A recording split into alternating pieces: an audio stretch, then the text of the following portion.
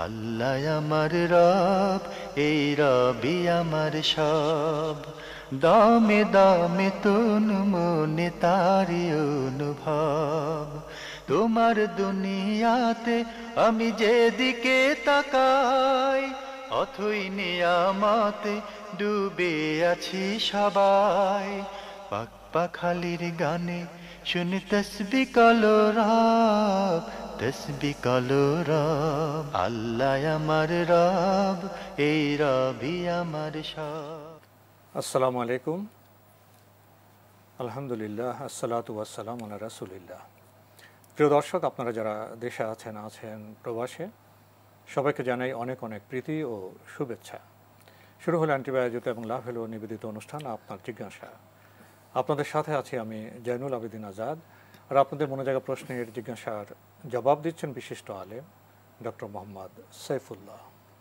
আসসালামু আলাইকুম ওরহমতুল্লাহি ওবারাকাতুহু।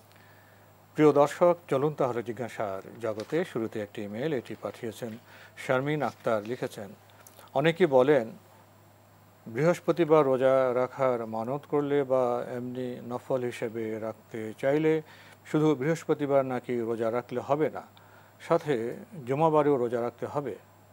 এখন আমাকে কি দুদিনই রোজা রাখতে হবে?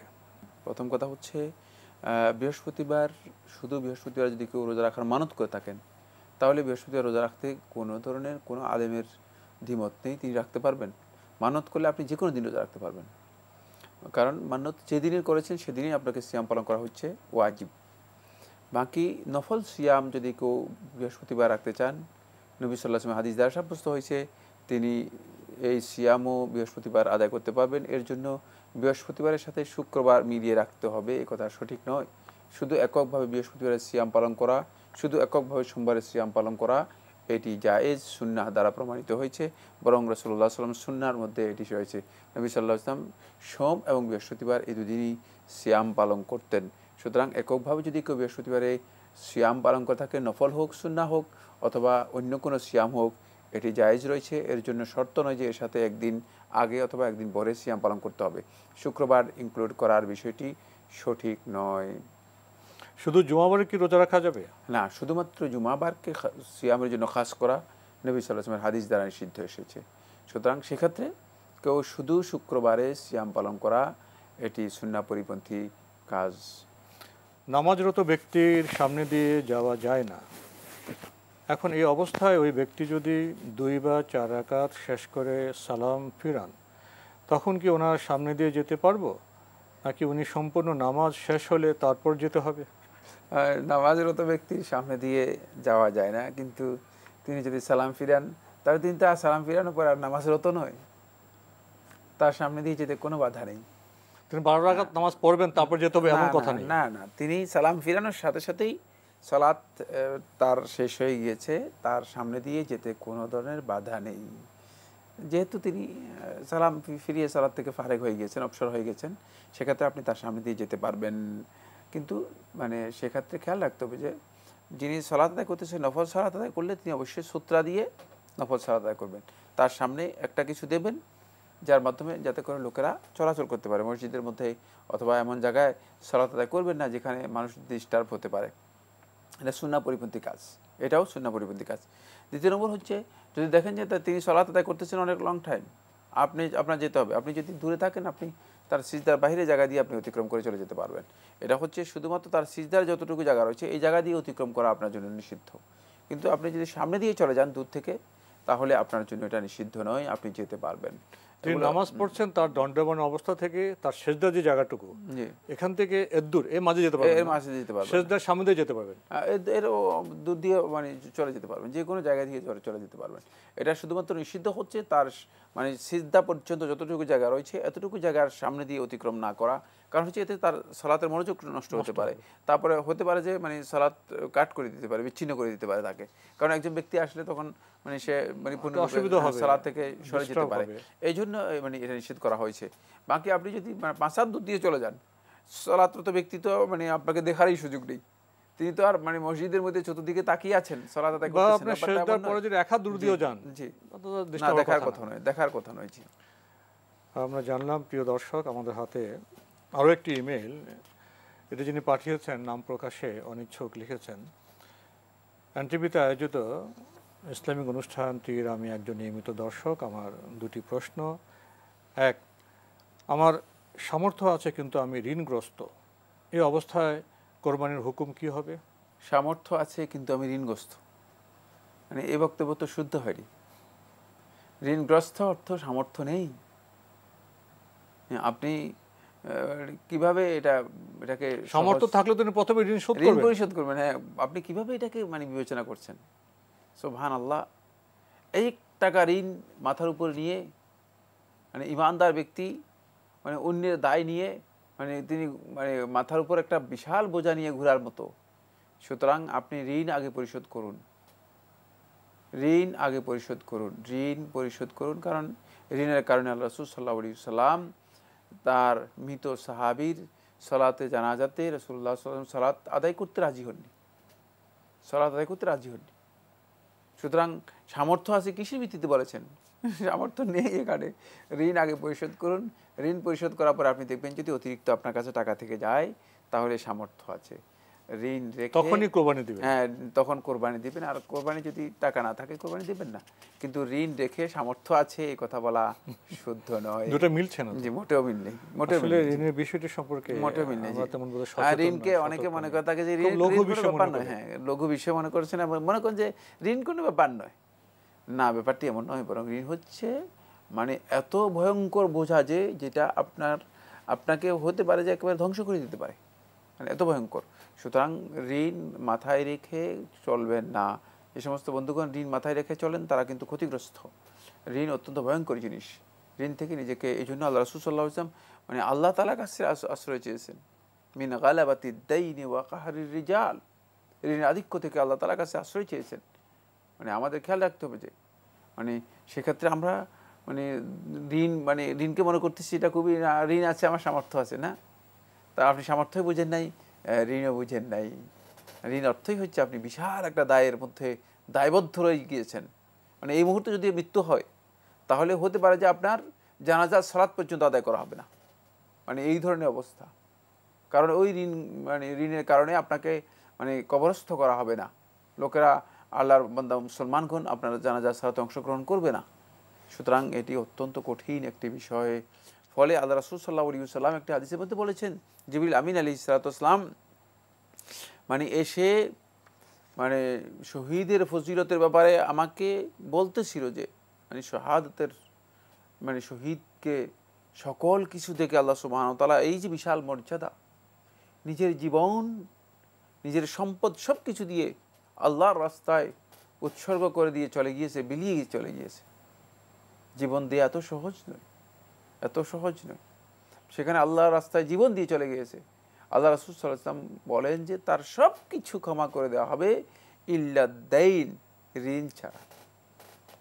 ঋণের জন্য আটকা পড়ে যাবে। শাহাদাতের এই মর্যাদাটুকু ঋণের জন্য আটকা পড়ে যাবে। এবার ভালো করে বুঝুন কত কঠিন বিষয়। তাই এই বন্ধু মানে ঋণকে যত সহজভাবে নিয়েছেন, ইমানদার ব্যক্তিগণ ঋণকে এভাবে এত সহজভাবে নেবে না, বরং ঋণ অত্যন্ত ভয়ঙ্কর জিনিস। তাই এটাকে ছোট করে দেখার বিষয় নয়, খুব সতর্কতা অবলম্বন করুন। ভাই, প্রথমে ঋণ মুক্ত হন, তারপর সামর্থ্য থাকলে আপনি কোরবানির চেষ্টা করুন।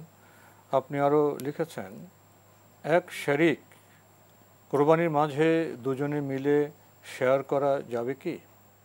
না, শারীকের মধ্যে শেয়ার আর কত শেয়ার করবেন?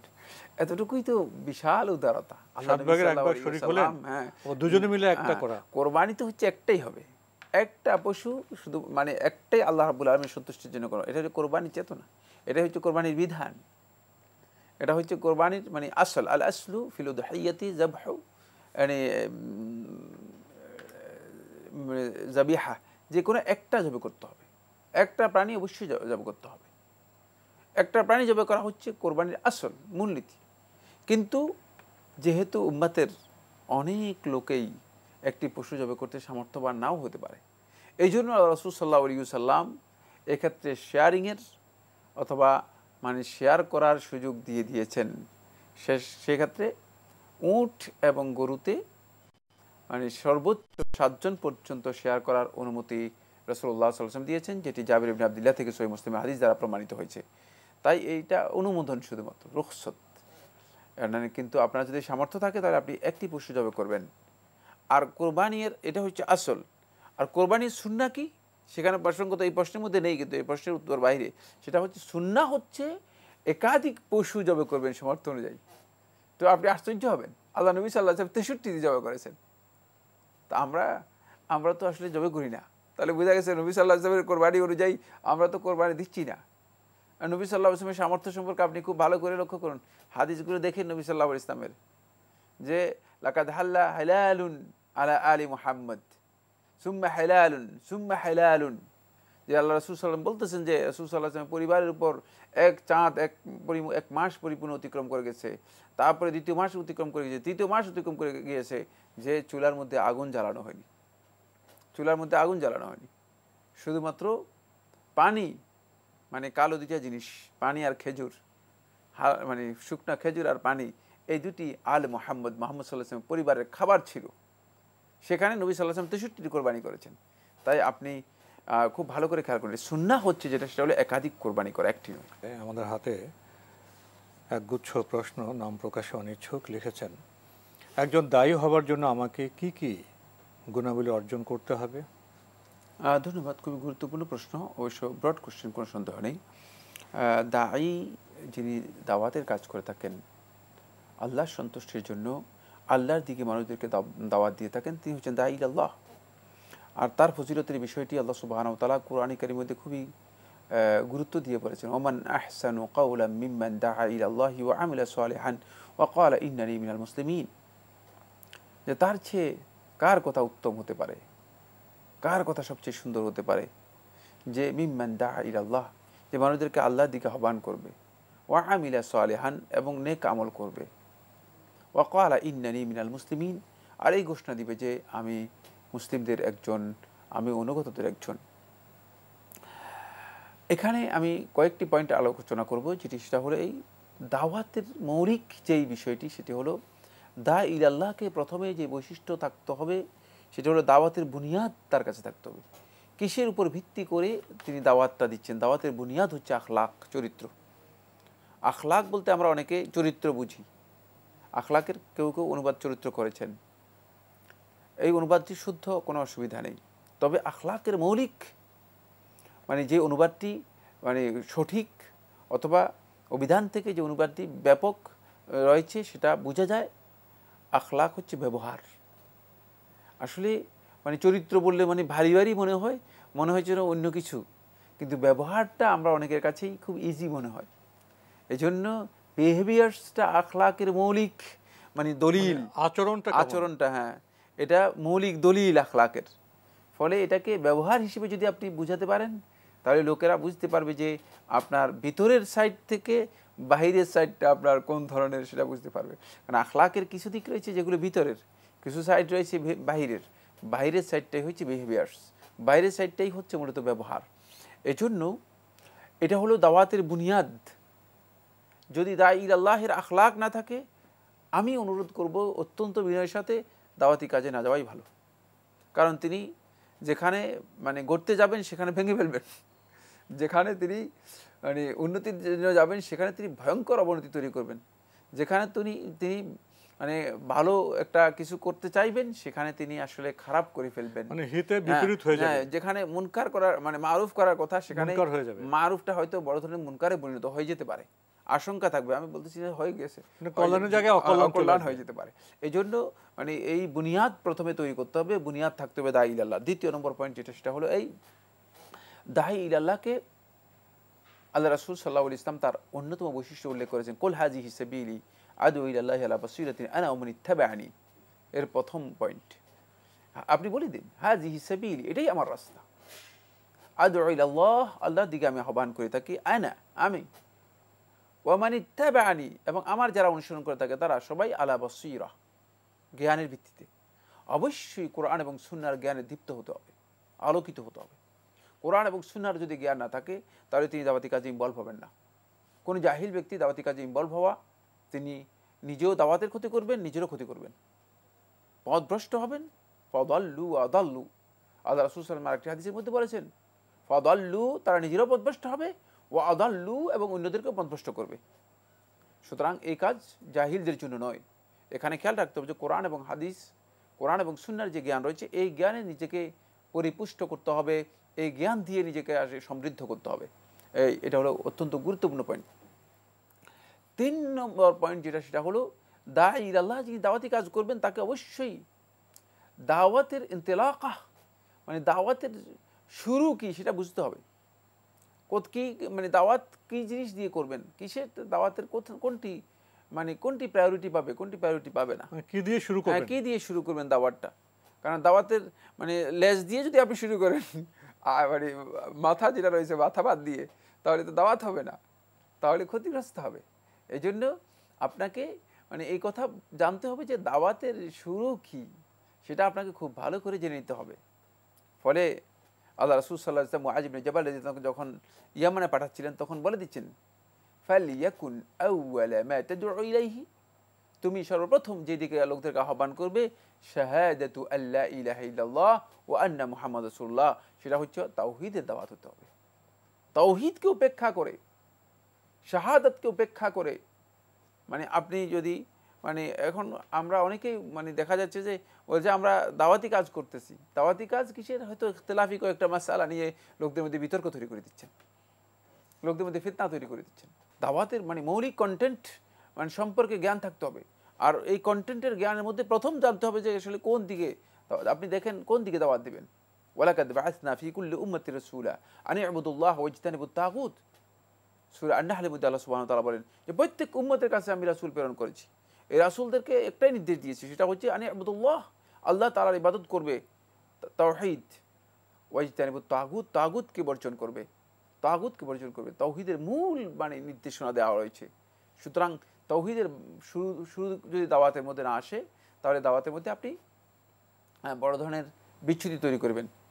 তারপরে দাঈ ইলাল্লাহের জন্য যে বিষয়টি আল্লাহ সুবহানাহু ওয়া তাআলা কোরআনে কারীমের মধ্যে বলে দিয়েছেন, সেটা হলো সূরাতুল আসরের মধ্যে গেলে দেখবেন যে মানে গুরুত্বপূর্ণ 4টি বৈশিষ্ট্য বলে দেওয়া হয়েছে। আল্লাযীনা আমানু ওয়া আমিলুস সালিহাত, ঈমান, আপনি ঈমানের বলে বলিয়ান হতে হবে। নিজের দুর্বল বাতি দিয়ে আপনি কঠিন পরিস্থিতির মধ্যে, আপনি তুফানের মধ্যে যদি বের হন, বাতি যদি দুর্বল হয়, তাহলে গন্তব্যে আপনিও যেতে পারবেন না, কাউকে নিতেও পারবেন না। প্রশ্নই আসে না। হেদায়েতের আলো দিতে হলে নিজে আগে আলোকিত হতে হবে। যিনি নিজে আলোকিত হননি, তিনি কাউকে আলো দিতে পারেন না। এই জন্য মানে এটা জানতে হবে, নবী সাল্লাল্লাহু আলাইহি ওয়াসাল্লাম ওহীর মাধ্যমে হেদায়েত দিয়েছেন, কিন্তু আমরা সেটাকে অর্জন করে হেদায়েত দিতে হবে। এই যে ঈমান থাকতে হবে, ওয়া আমিলুস সালিহাত, নেক আমল থাকতে হবে, ওয়া তাওয়াসাউ বিল হক, তাওয়াসি মানে সত্য, পরস্পরের প্রতি সত্যের যে আহ্বান রয়েছে সে আহ্বান থাকতে হবে।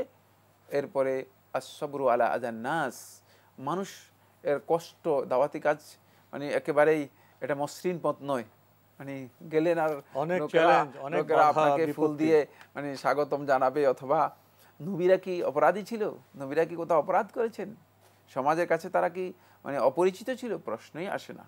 কেন নবীদের সাথে সংঘর্ষ হয়েছে? সুবহানাল্লাহ, কি সংঘর্ষ! শেষ পর্যন্ত মূসা আলাইহিস সালাতু ওয়াস সালাম মানে কত কঠিন অবস্থার মুখোমুখি হয়েছেন, যে মূসা আলাইহিস সালাতু ওয়াস সালাম বিশাল সমুদ্র সামনে, আর পেছনে ফেরাউনের বাহিনী, কঠিন একটা অবস্থার মধ্যে। এখন মূসা তার অনুসারীদের কাছেও মানে প্রশ্নবিদ্ধ, আবার এদিকে পিছনের দিকে গেলেই ফেরাউনের কাছে মূসা মানে ধরা পড়ে যাচ্ছেন। কি কঠিন অবস্থা! তখন আল্লাহ রাব্বুল আলামিনের কাছে বলে, ইন্না রাব্বি সাইয়াহদিনি, যে আমার রব আমাকে হেদায়েত দিবে। কারণ এতটুকু বলিয়ান হতে হবে। সেখানে ধৈর্যের প্রয়োজন রয়েছে, মানুষের কষ্ট অবধারিত।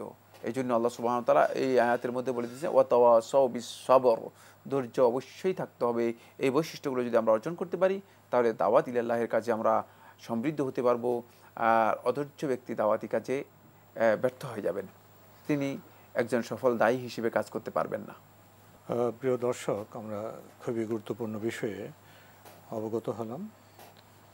আমাদের হাতে আরও একটি ইমেল, এটি পাঠিয়েছেন সাবিনা ইয়াসমিন। লিখেছেন, আমি নিচে দুটি ব্যাপারে আপনাদের সাহায্য চাচ্ছিলাম। আমি কানাডাতে বাস করি। বাংলাদেশে ইসলামী শরিয়া ভিত্তিক ব্যাংকে নেশাব পরিমাণে বেশি টাকা জমা আছে। এটা 1 বছর মেয়াদে, তবে যেহেতু আমি দূরে থাকি তাই ওই টাকা উঠানো পসিবল হয় না। এভরি ইয়ার লাভ সহ পুরো টাকা অটো ইনভেস্ট হয়ে যায়, ইভেন কত টাকা লাভ হলো সেটিও জানতে পারি না। মোট কথা ব্যাংকের সাথে আমার কোনো যোগাযোগ হয় না। এই অবস্থায় আমাকে কি এভরি ইয়ারে জাকাত দিতে হবে, নাকি 5-7 বছর পরে বাংলাদেশে গিয়ে যখন টাকা উঠাতে পারবো তখন দিলেই হবে? ধন্যবাদ, খুবই গুরুত্বপূর্ণ প্রশ্ন করেছেন। প্রথম কথা হচ্ছে, আপনি পৃথিবীর যে ভূখণ্ডে থাকেন না কেন, এখন বিষয়টি খুবই সহজ হয়ে গিয়েছে। এখন এই সিস্টেমে, ইন্টারনেট সিস্টেমের কারণে আপনি ই ব্যাংকিংয়ে চলে যেতে পারেন। সবগুলো আপনি দেখবেন ব্যাংকিং এখন অনলাইনে চলে এসেছে। আপনি প্রত্যেক বছর এর স্টেটমেন্ট পেয়ে যাবেন, আর এই স্টেটমেন্ট আপনার তো সবখানে চলে যাওয়ার কথা। তাই এটা আপনার জন্য কোনো ডিফিকাল্ট বিষয় নয় যেটা আপনি উল্লেখ করেছেন, বরং স্টেটমেন্ট নেওয়া আপনার জন্য খুবই সহজ। আপনি ব্যাংকে টেলিফোন করতে পারেন, ইমেল পাঠাতে পারেন, ব্যাংক আপনাকে আপনার তথ্য দিয়ে দিবে, আর আপনি জাকাতটা আদায় করে দেবেন। কারণ যেহেতু প্রতি বছরই আপনার মুনাফা গ্রহণ করছেন এবং আপনার টাকা ইনভেস্টে রয়েছে, সুতরাং সেই ক্ষেত্রে আপনি ইনভেস্ট প্লাস মুনাফা সহ আপনি প্রত্যেক বছরই জাকাত আদায় করে দিতে হবে। এই ক্ষেত্রে আপনি যেই কাঠিন্য বা কঠিন অবস্থার কথা তুলে ধরেছেন, এটা একেবারেই ইজি, একেবারেই সহজ। একটা ইমেইলের মাধ্যমে এটা করা সম্ভব। সুতরাং আপনার কোথাও যাওয়ার প্রয়োজন হবে না, ঘরে বসে এই কাজটি আপনি করতে পারবেন। তো আজকে আমাদের এখানে শেষ করতে হচ্ছে। আপনাকে অনেক ধন্যবাদ। আপনাকে অশেষ ধন্যবাদ। প্রিয় দর্শক, আমরা দেখছিলাম এনটিভি আয়োজিত এবং লাভ হলো নিবেদিত অনুষ্ঠান আপনার জিজ্ঞাসা। আমাদের এই অনুষ্ঠান আপনারা এনটিভি অনলাইনেও দেখতে পারবেন। ভিজিট করুন www.ntvbd.com। এছাড়া ইউটিউবে এবং আমাদের ভেরিফাইড ফেসবুক পেজে অনুষ্ঠান দেখতে পারবেন। কানাডায় থাকেন আমাদের বোন, জাকাত প্রসঙ্গে প্রশ্ন করলেন। ইমেলের, ই ব্যাংকিংয়ের বদৌলতে আমাদের কাজ সহজ হয়ে গেছে। এখানে অবশ্যই প্রযুক্তির প্রশংসা করতে হয়।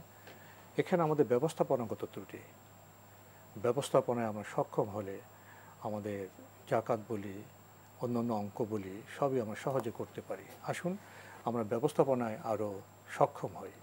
চিঠি লিখুন, প্রশ্ন পাঠান আমাদের ঠিকানায়। পরিচালক আপনার জিজ্ঞাসা, এনটিভি, বিএসসি ভবন, 7ম তলা, 102 কাজী নজরুল ইসলাম এভিনিউ, কারওয়ান বাজার, ঢাকা 1215। আপনারা ইমেলও করতে পারেন। আমাদের ইমেল অ্যাড্রেস আপনার জিজ্ঞাসা @ntvbd.com। প্রিয় দর্শক, মহান আল্লাহ আমাদের সবাইকে নিরাপদে রাখুন শান্তিতে। আসসালামু আলাইকুম। আল্লাহ আমার রব, এই রবি আমার সব, দামে দামে তুন মনে তারি অনুভব। আল্লাহ আমার রব, এই রবি আমার সব।